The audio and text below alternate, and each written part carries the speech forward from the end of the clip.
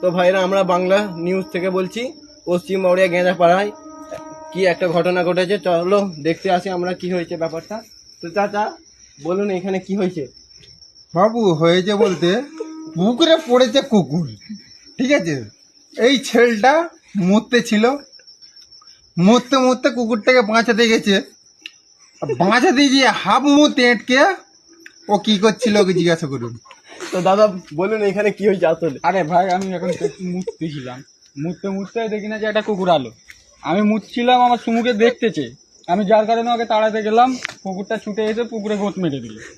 গোঁত মেরে দেওয়ার পরে এইখানটায় আলো, এই জায়গায় এইখানটায়। আচ্ছা হ্যাঁ, এখান থেকে আমি যেই তুলতে গেলাম ফেরে গোঁত মেরে ওইদিকে পেয়ে গেল। আচ্ছা। তারপর থেকে কুকুরটা নিখোঁজ হয়ে গেছে।